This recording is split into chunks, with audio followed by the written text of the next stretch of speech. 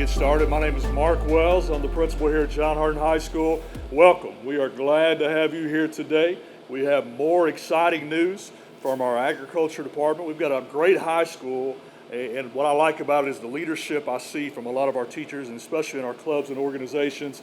And our ag teacher, Jeremy Hall, is a great example of that.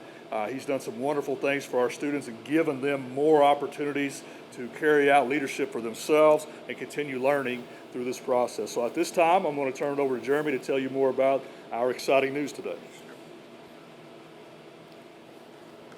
Thank you, Coach Wells. My name is Jeremy Hall. I'm the agriculture education teacher and FFA advisor here at John Hardin. And first off, I want to thank, we've got a lot of partners that are here today with us that have made this project come to fruition. So a lot of people to thank, so just bear with me on that. But I want to thank Coach Wells, Ms. Morgan, our superintendent, our principal.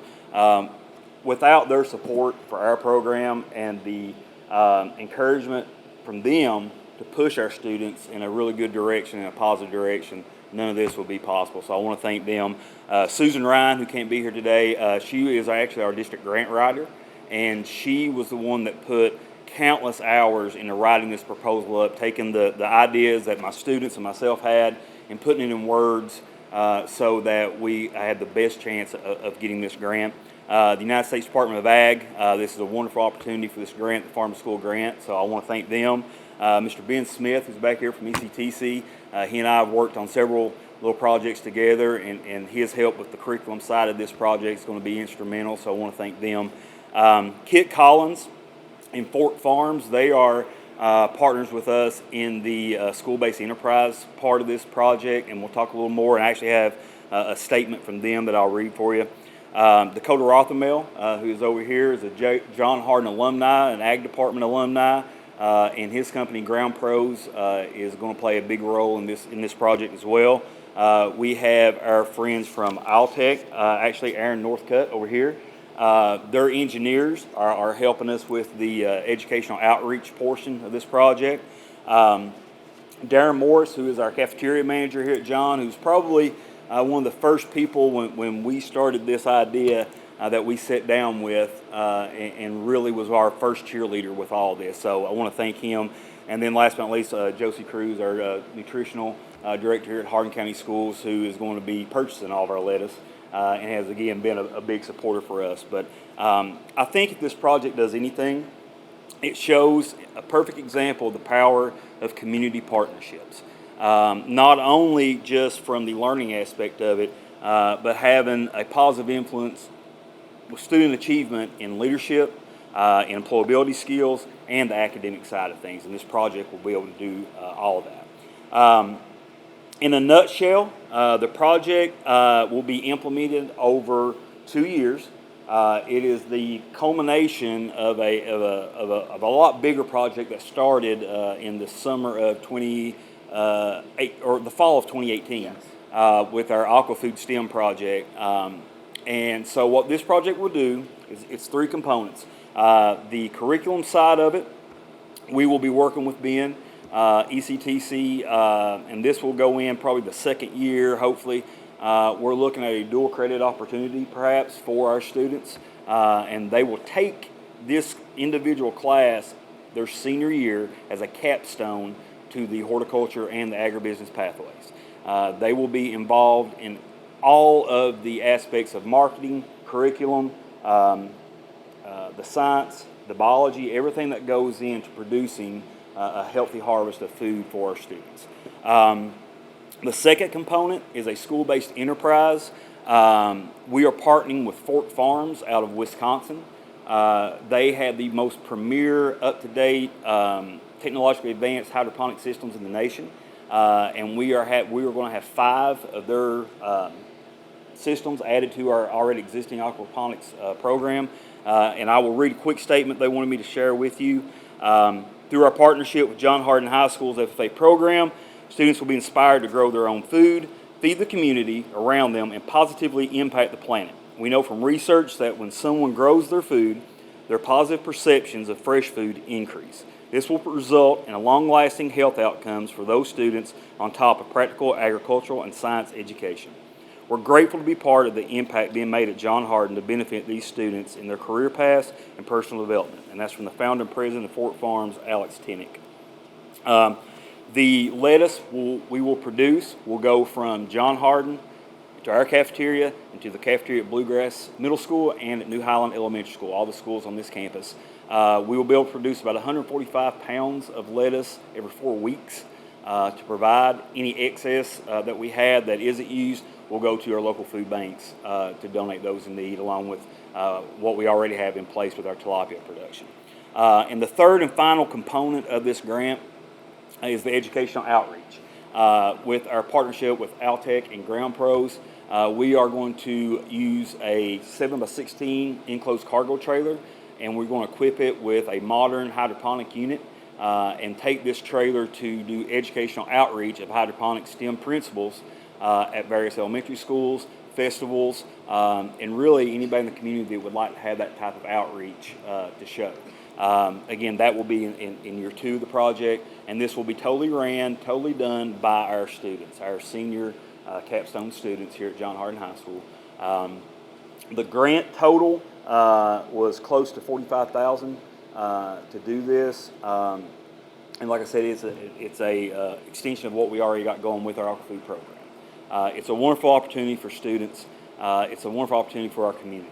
And we hope that here in the next couple of years, everybody will get a chance to experience that, and we'll be able to see what we got going on here. So. How much of this new stuff do you have already? You're still waiting on cargo trailer, the new hydroponic We just started to order all that. We have an established STEM lab where we have about 20 different hydroponic systems and aquaponic systems that we have currently. These new systems, we'll start purchasing these actually this month and start putting them into play within the next couple of months. How long until you got what you need is up and running? 2 years.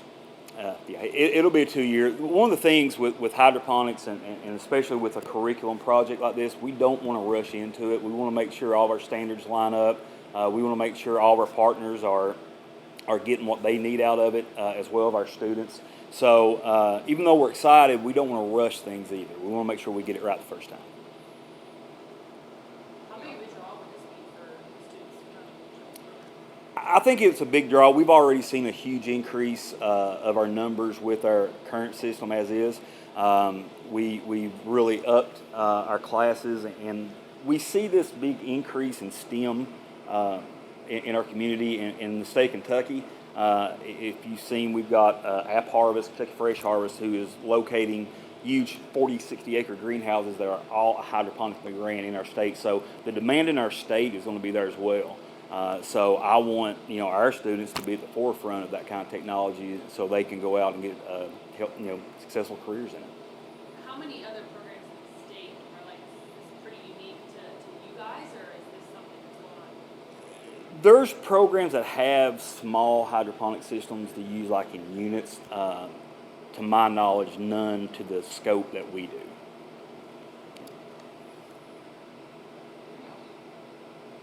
Students, you want to say that? Go ahead. My name is Braden Hall. I am the chapter president here at John Hardin, and I'm also our Lincoln Trail regional president. And on behalf of the John Hardin FFA chapter and, just FFA in general, this is such an amazing thing. We are so glad to have this in our school, and just the great relationship that Hardin County Schools provides us. Miss Morgan, our superintendent, and Coach Wells really pushing everything to make sure this can happen. They do not, any opportunity that we are given, sometimes they even ask us to do it before we even know it, because they get the firsthand, emails or anything. And so it's really cool that we have that support from our school district and our principal and administration here at John as well. I was here when we first started this. I was one of the freshman crew, I would say, to really get this thing up and running, and I cannot be so happy of where it's come now. And as a senior at John, being able to leave this year and seeing all this new stuff come in, and hopefully to see at the end of the year where we are, I think it will be a really great thing for our community, our students, and especially with our FFA motto, or part of it, living to serve. That is what we're doing here. We are living to serve, not only just, for us and helping us be better leaders and to going into this unknown territory and really accomplishing things that are just out of the ballpark for just some of even freshmen, from just high schoolers in general to be doing. I think it is an amazing thing, but also to serve our community, to serve, Warm Blessings or some of the soup kitchens that we are partnering with, and also, representing Hardin County schools and knowing that this district has amazing people in it, and that is what we're all about here at Hardin County Schools. We never take an opportunity for granted. We always go out and we always try with 100%. Hi, I'm Catherine Updegraff. I'm a junior this year, so I came in about a year after this program had started, and it's really changed my life and a lot of people's lives. And I think as it goes from new freshmen that will be here in 20 years, I think this grant will help them tremendously, and it will just be a part of the community and help them in many ways. And we want to thank our partners again. Miss Morgan, who's over there, she has helped us with a lot, and Coach Wells has helped us with a lot. So we are just completely grateful for everything that they do, and the help to continue to grow. Thank you. This is our superintendent's Teresa. I think we're just going to clone them to do our speeches from here on out. This is pretty awesome. But just thanks for this awesome opportunity. If you follow Mr. Hall on Twitter, it is just a pleasure to see what he is having the students to do on a daily basis. The leadership skills they are learning, public speaking skills, realizing that they are part of something bigger than just John Hardin, but they are part of a community, part of a county, and part of a state, and part of an incredible nation.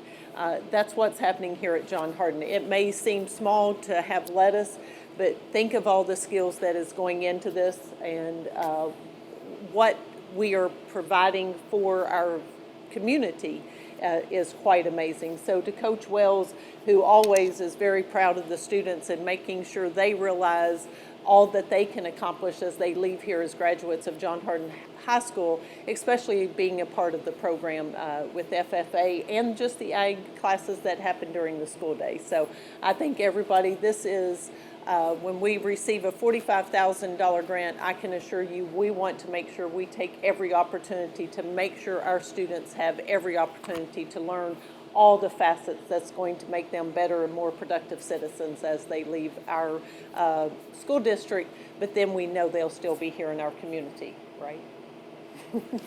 Thank you. What was so neat about this? This was originally a storage room. I mean, that's what it was. And when our freshman group talked about it, they were like, how about we just use that to grow? And we had an old system. This is called an Nft System. We had an old system. It was leaky. It wasn't very good. It had warped in the greenhouse because of the sunlight.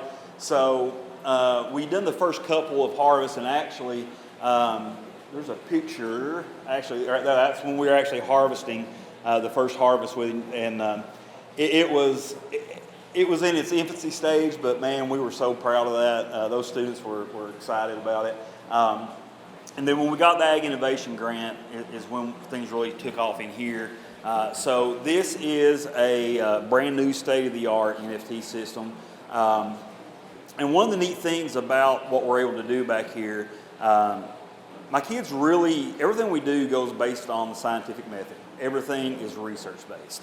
So when we initially looked at these systems, one of the things that everywhere we read was you got to have a mixed spectrum light, the purples, the reds, and the pinks. So that's what we loaded everything up with. Well, our lettuce did not grow well with that. And when the students, I said, okay, so why? Why isn't it growing well like that? So they just heard doing trial and error, and what we found, contrary to everything you'll read, those color lights do a lot better for us. And the reasoning is something that my agri-science class gets to jump into this year. We hadn't went that far. When we finally discovered it, it was kind of too late, but we're taking another step this spring, this fall. That is their big research project, is to figure out why. So we've got these lights from seed to harvest with this system's about 4 to 5 weeks lettuce.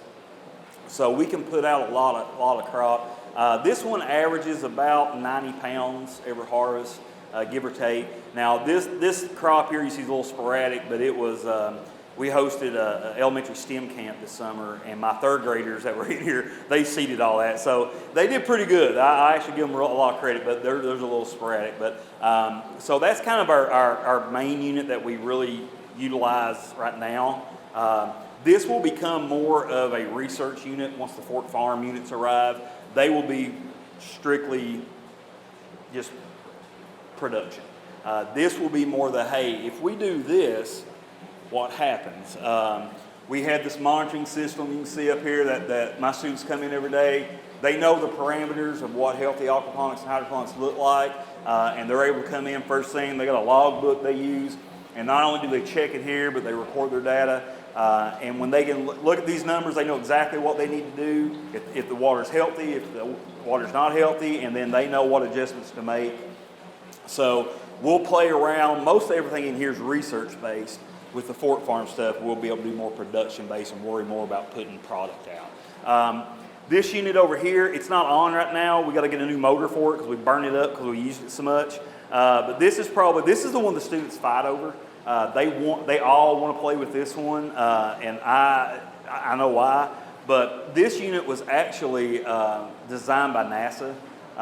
It actually flew on like every space shuttle mission NASA ever launched. There's like 4 of these in the International Space Station, and about 4 years ago was the first time they ever released a patent on it. So there's a company out of Canada that actually purchased the patent for it. We were able to buy a unit from them, and what makes it unique is the plants actually go inside this drum. There's these little white holders. The rock wool goes in that. The plants actually slide in, and they're hanging on the inside. This drum rotates, makes one rotation every 30 minutes, and the lights are on the inside, so you have the most even light disbursement you can have. This machine actually is probably our best grower. This one's about 3 weeks, start to finish. This has become our favorite basil growing unit. We've got a lot of faculty at John Hardin that love to make pesto. I don't know why, but they usually get a lot of basil from us on this one. So this works really well. And so we do a lot of basil growing with this unit. We have a bucket system over there. We've been experimenting with different things with that. We like that system, but one of the things the students have noticed is we really got to be mindful of the light height with that. That's one of the things they researched and learned. So again, sometimes you could walk in here and it looks like we've killed every plant, but it's actually a big success because we're figuring out how not to do it and how we can do it. And so the mindset that these students have in here is very research-based. They're not afraid to fail to learn, and that's what we kind of do. So when students get back, we'll be doing some I think we're going to be experimenting with some strawberries in that one when we come back. We've got a tower system. If all the students fight for this one, all of them paper, rock, scissors to not have to deal with that one. It's an aeroponic system, which means it actually mists out water in the middle of that tube. The problem is the mist nozzles are so small, all the fertilizer solids build up, and it clogs up within about 2 weeks. So about every 2 weeks, we have to completely take that thing apart. So we're actually looking at this one. I had a senior last spring actually done a project on that one where he modified and engineered some different nozzles to make it a little bigger. But the problem we ran into, he made them too big, so we didn't have enough pressure to put out the water to hit the roots. So he's trying to figure out he passed that experiment along so we can continue that. But that's part of it back here, the STEM part of it. We actually purchased a 3D printer where we can actually build our own fittings and couplings back here, so kids will be engineering that. So they can make repairs, because every now and then these things they tend to wear down, the glue quits holding. So instead of just buying them now, we're just making them ourselves and just applying it. But everything's monitored. Like I said up there, we can watch. These are our aquaculture systems. These are standalone fish systems. We actually was able to get these thanks to Altec. We won the Altec Innovation Challenge last year, and this is what we done it with. These systems will be used to produce tilapia. We've got tilapia fingerlings over here, and we got full-grown tilapia in this one. One of the cool things that we never even thought about, but we've been able to do with these systems is when the wastewater gets filtered over in these white tanks, the aeroponics mineralizes the water, and we have sold fertilizer to local gardeners all summer long with this at a very cheap rate. $5 a gallon. You will not get any root rot with this stuff because the water is oxygenated, and it is some of the most high potent fertilizer you will ever use. We actually use that fertilizer in these grow beds, and the cool thing about it is everybody thinks it's really strong fertilizer. It's actually not. It's the right perfect amount, and like I said, my kids watch the monitors. When they see the ppm dip, they add a little more fertilizer to it, and they keep the plants going. In that room over there is where is actually our aquaponic unit. Like I said, we don't have it going right now. We don't do it until we have students. But that's taking hydroponics and aquaponic or aquaculture and combining them. That one's a lot trickier to work. My students really like that one because it's a real challenge to get all the bacteria right in it. We have to kind of soup it up so the plants will be able to take up the nutrients. But in a nutshell, the fish waste goes into the plant beds. The plant beds take up the fertilizer, clean the water, and then they return the fresh water back to the fish as clean water, and then the cycle. It's just replicating nature, but there's a lot of steps that goes on in that one, so it makes it a little bit more difficult. Our fork farm units, one of the things that we realized real quick was we're out of room in here. We actually will be expanding this lab across the hallway. We've got another room about the size of my classroom that's not only going to house our 5 farms units, but also we're adding a full-blown veterinary lab. So we got a vet clinic going over there too for our animal science pathway.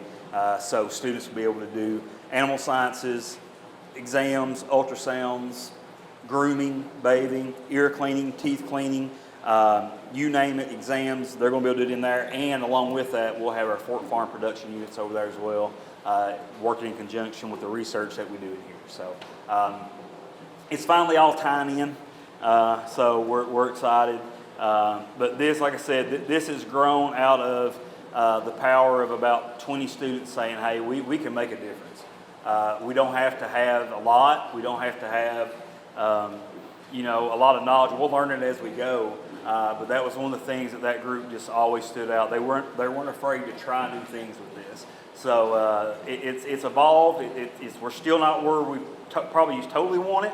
I think the next step in here is we're going to actually add another system on top of this one to make it a tiered system to kind of replicate what you're seeing in larger cities where they're actually doing this indoors like this, and they're going vertical. We can go one more layer up.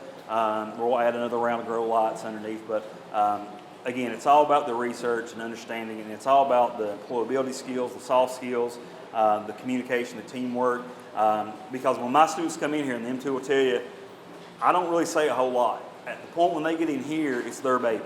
So they're the ones that look at that. They're the ones figure out what's going on. Now, they'll check with me, and I'll kind of just keep pushing them along. They're the one that makes the production schedules. They're the ones that makes the management decisions. That's how they learn.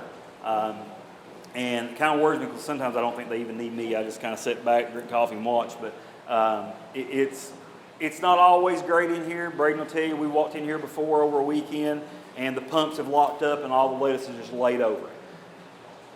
Got to go back, start over from scratch. But why is it laid over? They learned all about airlock with water pumps this last fall. That happens, and what we got to do to make sure that works. With these lights, you can dim them. and you can brighten them up. What we found was about 75 to 50% works best. We put it up all the way to 100%. We came in here and it looked like we'd taken a torch to the top of it. So it's all about learning as we go, and I think that's the one thing my students are really good at is failure doesn't deter. They just use it as motivation, and they use it how to apply it, and they've been really good at that. So if you got any questions over this, we can show you the other room. There's not much to look at right now. It's just kind of a blank classroom. We got some of our vet science stuff going in over there right now, so you'll see a dog grooming station and a wash tub. But the fort, we kind of got it just cleaned out, so when the Fort Farms gets here, we can take advantage of it. So any questions about anything in here? Are y'all planning to, I guess, diversify more than just lettuce? Or do you have, Yeah. what other plants are you planning on? That's a good question. So with the aeroponic unit, that's a lot of strawberries. We tried with that. This is pretty much basil, but we're looking at going with a little more different ones, maybe some dill, some best herbs in this one. We've done heirloom tomatoes in that one a lot, and again, what we've struggled with that is the height of the light. We can't get it low enough to grow that kind of a crop, so we're going to switch it up and probably maybe try some strawberries with it. Now, in that grow bed in there, we have arugula, Swiss chard, dinosaur kale, peppers. We go really diverse with that one, with that grow bed, because it's more like a float bed. But with this, we kind of just stick to lettuce as our base learning unit, and then go from there. So. And then what is your plans for the tilapia? When the tilapia, every year when the tilapia are full grown, those are harvested, and we take those to Warm Blessings and donate them as a protein food source.